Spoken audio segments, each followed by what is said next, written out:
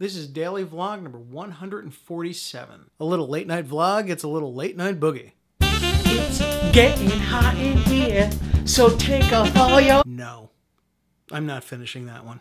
So ever since this 20-year-old guy killed a bunch of people in California because he was mad that girls didn't like him and weren't attracted to him, those girls had very good judgment. I've been seeing a lot of things trending on the internet, chief of which is the hashtag #YesAllWomen.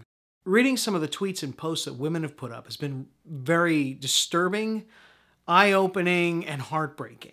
Because a lot of women have been recounting their experiences with creeps like this or unfair treatment they've received just because of their gender. No woman should be afraid of having to turn down a guy at a bar or walk through a parking lot alone or worry about getting on an elevator with a few guys in there because she never knows what's going to happen. Some critics have said, oh, you're just being paranoid, but the truth is that stuff happens. But I'm not here to talk about the problems that women face in this country. Not because I don't care, but because I feel like it's been covered really well elsewhere, especially when you just listen to the stories that these women are telling about their encounters and fears and issues. Now, I wanted to talk about something that came out because of this. There's another trending hashtag called #NotAllMen, in which men start telling their stories of how they were chivalrous towards some woman, how they don't treat women that way, or they think these women are right and that not all men are like these crazy misogynists out in the world today. Now, I know it's a well-meaning hashtag.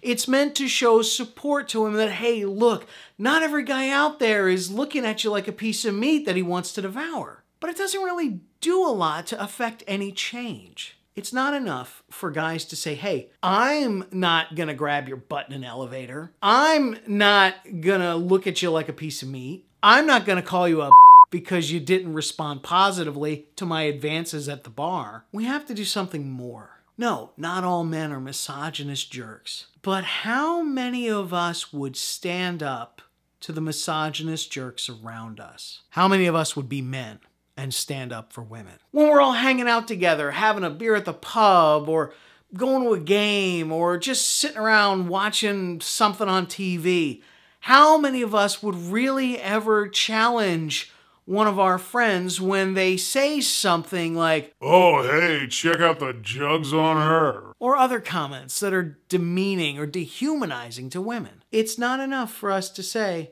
hey, I'm not like that. We should want to help other people understand that that kind of thinking is never good. But see, then we run into a problem, because then what I'm doing is not having a really intelligent conversation with my friend about misogynistic overtones in our conversations and in our outlooks on women. I'm just being kind of pissy and telling him what to do because I think he's wrong, and then I'm just being a little girl. Oh yeah, that's bad too, isn't it? Because, you know, in this culture, you just can't tell somebody that something is wrong, not without a fight. And you certainly can't have a reasonable discourse about disagreement anymore. But imagine a world where you could, where one guy could tell his friend, dude, I don't like it when you talk about women as pieces of meat for you to conquer. I wish you'd show more respect. Yeah, I don't know if anybody's man enough to do that. Thankfully, there are some women who have the balls to. This has been Daily Vlog number 147. 218 to go. I'll talk to you tomorrow.